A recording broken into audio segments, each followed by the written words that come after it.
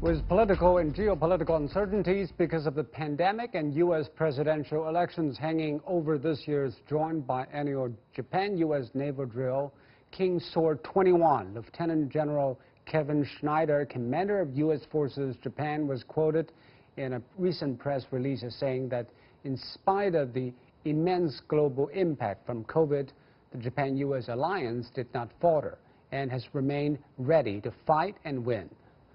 The Malabar Exercises, that's another large-scale naval drill by members of the Quad, the U.S., Australia, India, and Japan, has also kicked off. So, is anything different about this year's naval drills as the U.S. and Japan push toward what the Quad calls a free and open Indo-Pacific strategy? How is China and other countries in the region responding? And how is all of this affecting relations between China and the Quad members? To talk about these, I'm joined via satellite by Dr. Xue Chen, Research Fellow at the Shanghai Institute for International Studies, Benoit Hardy Chatrand, Adjunct Professor of Political Science and International Affairs at Temple University, Japan, and by Skype by Professor Robert Kelly from the Department of Political Science at Pusan National University. That is our topic. This is Dialogue. I'm Zhou Yue.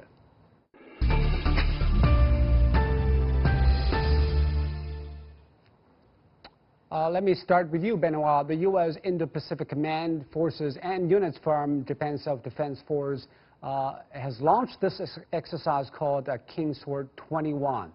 Well, this is actually a biannual drill. It's been held since 1986. But, of course, the bigger context is that there is tension between China and the U.S., and the whole world is ravaged by COVID. Is anything different this year? Well, of course, as you mentioned, the context is extremely different in 2020 compared to the last time they held this exercise.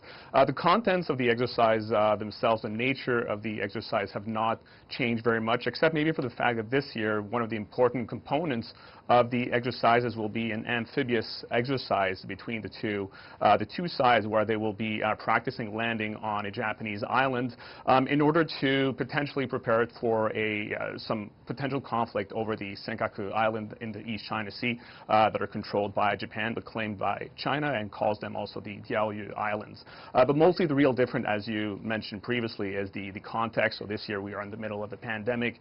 We have the very much heightened rivalry between the U.S. and China. We have various bilateral relationships that are floundering in the region, declining security. So that makes this year's exercises particularly, I would say, delicate for both sides. And Dr. Xue, of course, Japan and the U.S. have been making war games like this before, but should China take notice this time?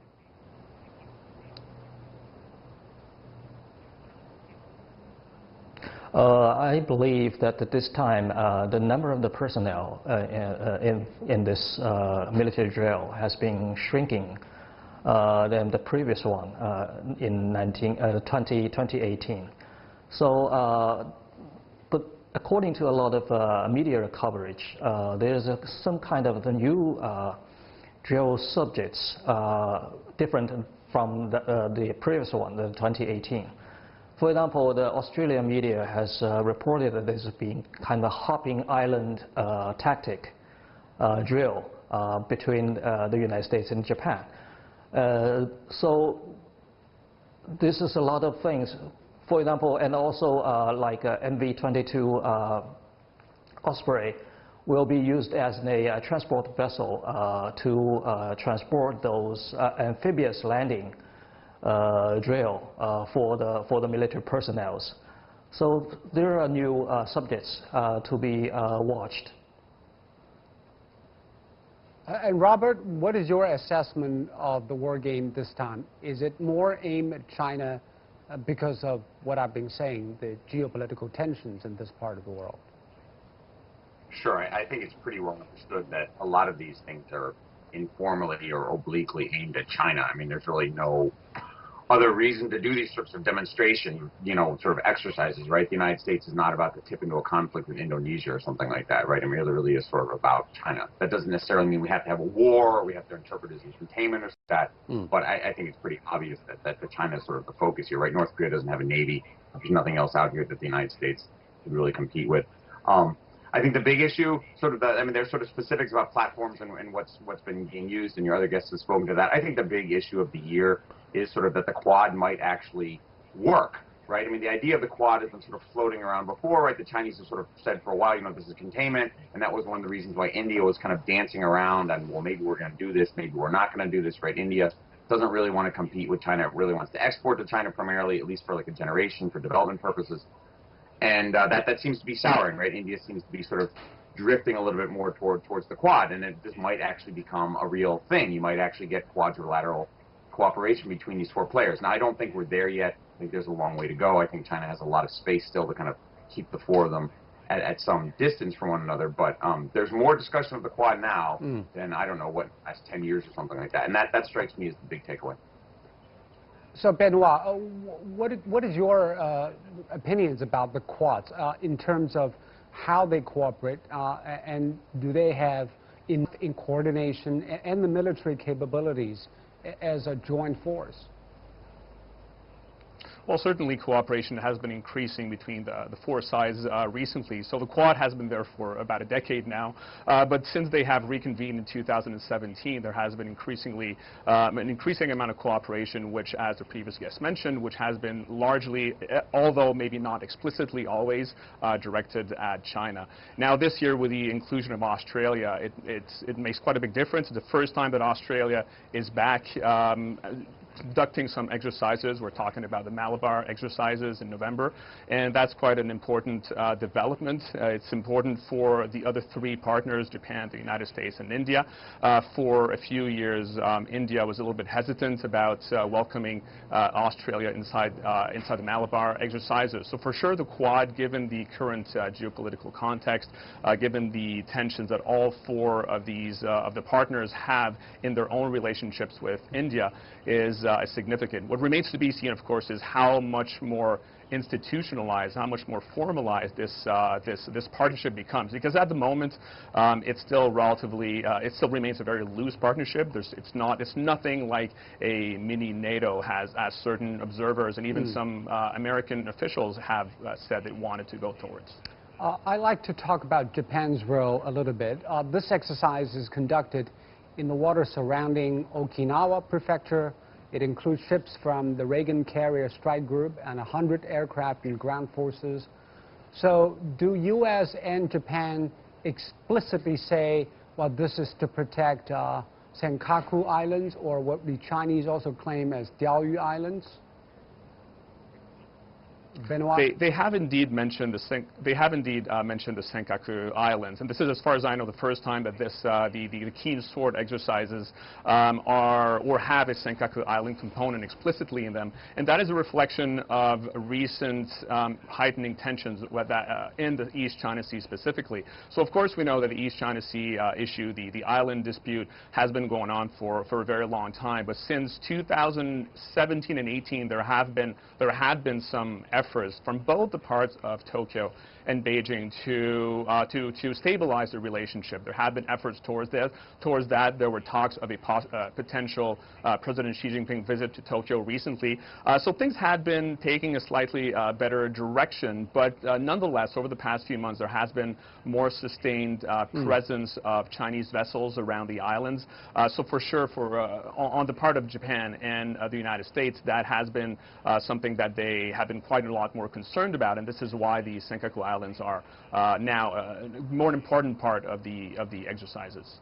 And Dr. Xue, of course, Diaoyu Islands is a flashing point, but considering the backdrop that China and the U.S. have been China and Japan have been improving their relations, so what do you think of this? Japan still doubling down on banding with the U.S. to push for this military exercise. Dr. Xue? So according to the new Prime Minister Suga's Diet speech, he wished to maintain the stable relationship between China and Japan. So I believe that this military drill near the Okinawa prefecture and also near the Diaoyu-Senkaku Island. There's a kind of implication, and also within the military drill subject, there's also island seizure exercise. So people are watching about the implication of this island seizure drill, and also looking forward to a future more interaction between China and Japan for the forthcoming President Xi Jinping's visit to Japan. So this is kind of a balancing game for the Japanese government. So in that sense, keep you don't think relationship both with China and the United States overreact to what has happened between Japan and the U.S. this time? Of course, there are more than like a dozen joint military drills between China and Japan. Some are bilateral, some are unilateral, and some are multilateral between China and between Japan and the United States. And as I said, this year has been a shrinking military personnel within this joint military drill. But there's some kind of a new subject needs to be watched. So I don't see that Beijing would be a kind of concerns or an outspoken concerns over this joint military drill. And also, Robert, there is another thing, that is the domestic politics in Japan and the U.S., because this is the first one since Suga became prime minister in September, and the U.S. will also possibly face a political change. Will those things have effects on the military alliances and the geopolitics in this part of the world? Sure. I think for the Japanese, the exercises are really important, right? We have a new prime minister. He's from a center-right coalition. The alliances in Japan for the center-right, particularly for the sort of nationalist conservative coalition in Japan that's dominated the country for decades. The American alliance is core. I mean, it's just an absolutely central foreign policy value, and it's really important with a new prime minister that he signals sort of we're staying together with the Americans. This has been really important for Japanese security for decades. So I would imagine that this is something that the new prime minister wanted a lot.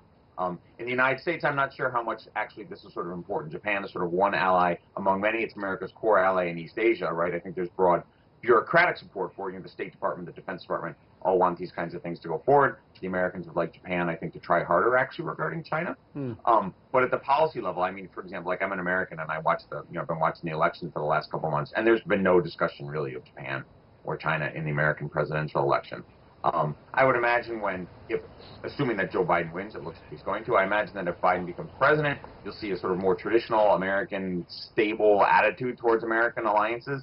You won't see the kind of up or down sort of swings you've seen under Donald Trump. And I would imagine that would mean that Biden would make an effort, incoming President Biden, if it worked, would make an effort to reach out to traditional American allies in the region, most obviously Korea and Japan, and you'd probably see a Biden trip to Japan sometime in the next year or something like that. It seems that you're assuming that Biden will win. Yeah, well, I mean, the numbers are pretty strong. I mean, it looks like the president is losing by something like 10 to 12 points. I mean, we'll know in 24 hours. But yes, I think Biden's going to win. And Benoit, of course, Trump has been asking a lot of things from Japan. For example, increasing financial contribution to the alliances, and also talking about withdrawing some of his resources from Japan. So what are the Japanese thinking about the possible political change in the U.S. and its impact on U.S.-Japan alliance? Right. Well, of course, the American elections are the center of attention in Tokyo here. They have been for a while. In the last 4 years, although the American-Japanese alliance has been quite strong, and both sides have really consistently hailed the strength of the alliance, this is not to say that there have not been serious doubts here in Tokyo. There are these doubts, a lot of them, some of them have been expressed relatively explicitly, but there are a lot of people who behind closed doors, people from the Foreign Ministry, people of the Defense Ministry, who have expressed some doubts over the commitment of the American commitment towards the region in general, but as well towards the alliance particularly. You mentioned the fact that Donald Trump has been asking for more financial contribution from Japan, which has really not gone down very well here. And they've done the same also with South Korea. So all of these things, despite the fact that the American administration has paid lip service to the strength of that alliance, the fact that he keeps going up and down, like Professor Kelly was saying, it has made some people quite a bit more jittery here in Japan. And as Professor Kelly said as well, if there is a Biden presidency, we're certainly going to see a return to a more traditional approach of Washington towards the region, something that is more akin to what we saw during the Obama administration, for example. So I'm not sure exactly if what is the, I would say, the general opinion within the administration here in Japan. There are certainly some people who have been happy to see a more strong approach from the United States towards China, but I think there's certainly generally an appetite for more stability in the region, which Biden administration would certainly bring. So is it because of this doubt about the viability of the alliance that Suga has been reaching out to Vietnam and Indonesia this month to bolster ties with Southeast Asian nations? How should we look at that, Mirwa? Right. Well, that is not much of a departure from the Abe Shinzo administration. During the 8 years of his administration, Abe Shinzo made a lot of efforts to reinforce ties with Southeast Asian partners, including Vietnam, the Philippines, and Indonesia. And the fact that Prime Minister Suga's first visit abroad was to Vietnam and Indonesia, they have called for reinforcing their ties. They have signed agreements towards transfer of arms from Japan as well, simply serves to reflects or illustrates the importance that Japan places on these countries. So we're going to continue to see that, and it is all within the greater purpose of Japan to increase its ties with countries that it sees could help bolster Japan's position in the region, and can help to oppose what it sees as assertive actions from China. And of course, Dr. Xue, this seems to be a doubling down of Shinzo Abe's policy of free and open Indo-Pacific strategy, which he initiated in 2016. China is obviously not very happy about this, but what should China do?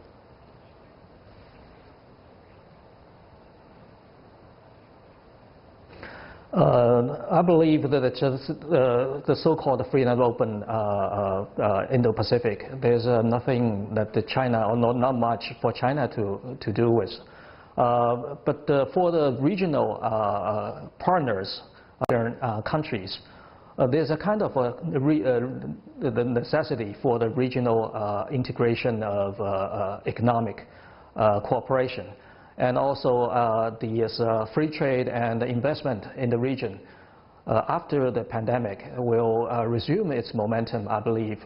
So actually this Indo-Pacific strategy really invented by the Japanese in 2007. Prime Minister Aso raised the idea of the so-called the arc of freedom and prosperity. I believe that the United States borrowed this idea to formulate the Quad, and also aiming at the China's development, and also try to, so as they're saying, pushing back the Chinese assertion in its peripherals. But with the Belt and Road Initiative, and also the need for the infrastructure in this region, I believe this kind of efforts, though with a lot of counterbalances, the Chinese will still continue after this pandemic to fulfill the need of the region in China's peripherals. And do you think China is now in competition with Japan to win over friends and partners in Southeast Asia?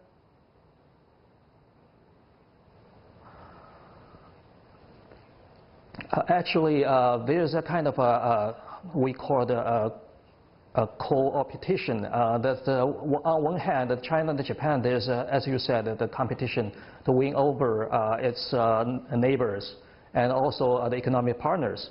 But on the other hand, China and Japan also reached a kind of a mutual understanding in terms of the bidding for the infrastructure projects in Southeast Asia. So I believe this kind of cooperation and also competition together will formulate the China and Japan's peripheral policy in its peripheral area like Southeast Asia. And Robert, of course, the Trump administration has readily embraced this Indo-Pacific strategy initiated by Japan. But if Biden wins, will be any adjustments? And if Trump wins, what will be the new development? Yeah, if Trump wins, it's hard to know, right? I mean, with Trump, you never really know what you're going to get.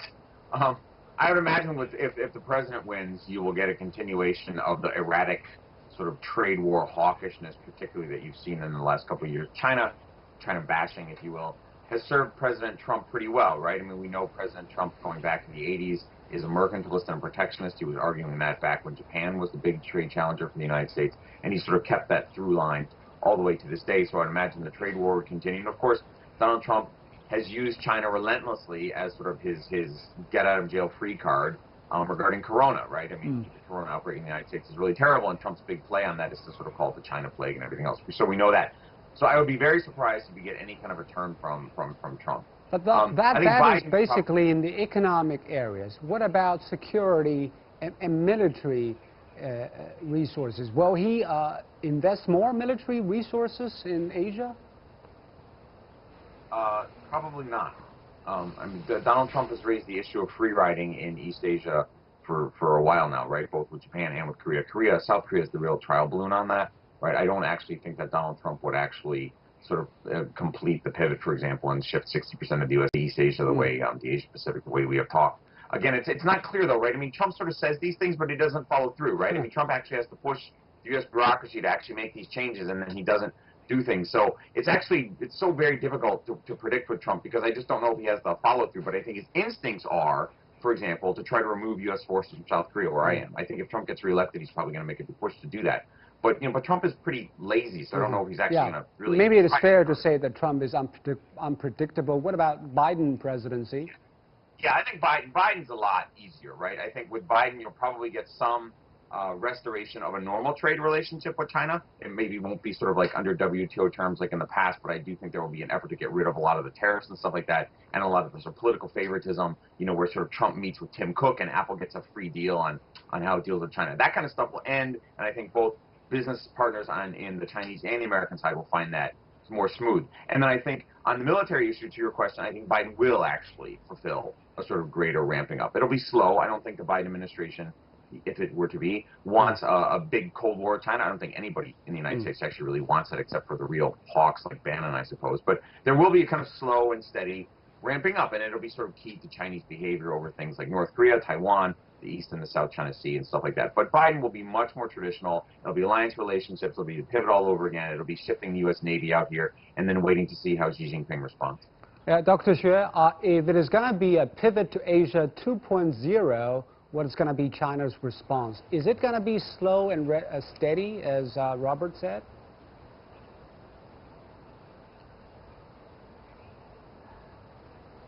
If Donald Trump wins, even from the Chinese side, we have not much preference over who wins the next presidency. If Trump wins without the pressure of a re-election, so right before the pandemic, there's a kind of a momentum between China and the U.S. talking about a phase 2 trade deal negotiations. I believe it's a much tougher one than the phase 1. But which means that from the Trump administration, there is a kind of a wish to, step into the negotiations in the phase 2 and for a more deeper kind of a trade and investment deal between China and the U.S. But on the other hand, if Biden wins, there is a kind of how does it return to the trajectory of a more traditional U.S. role in Asia-Pacific, like more importance on the so-called the U.S. alliances network, including Japan and South Korea. But there's another kind of a concern, much less uncertainty, but also another concern that from Japan and South Korea will be a kind of like Japan parsing or Korea parsing for the Biden administrations. So there is a kind of a lot of uncertainties for the future, and also there's Trump supporters who will, this is a force that will not recede in the United States. Yeah, it's going to be a force to be reckoned with. Let's talk about the next military drill. India, Japan, U.S., and Australia are also taking part in this month's Malabar naval exercises in the Bay of Bengal. Well, India, Japan, they have territorial disputes with China. It's understandable that they are part of this. So, Benoit, why Australia? Well, Australia has its own fairly sharply declining relations with China over the last few months, especially over the handling of the coronavirus crisis. Over the last few months, Australia has called for an investigation over the handling of the virus in China, and obviously, understandably, China has not responded very well to that, and had imposed some tariffs over certain Australian products. But even before the recent pandemic, the issues related to the pandemic, the relations between the two sides had been but there's no declining national over the last security few conflicts years. between China and Australia. So I missed this. Could you repeat, please? Because there is no obvious national security conflicts between China and Australia. No, that is very true. You are very right in mentioning that, but at the same time, from the perspective of Australia, which has been an important ally for the United States, which has had also growing security and political ties with Japan, it has, I would say, seen eye to eye with Japan and the United States when it comes to their concerns over what they see as certain actions by China over the last few years. So even though it doesn't have its own issues, it has seen eye to eye which has pushed it to ask to rejoin the Malabar Exercises. All right, we're running out of time. Thank you very much, Benoit. Thank you, Robert, and thank you, Dr. Xue. And you've been watching Dialogue here on CGTN. I'm Zhu in Beijing. Thanks so much for watching. Goodbye.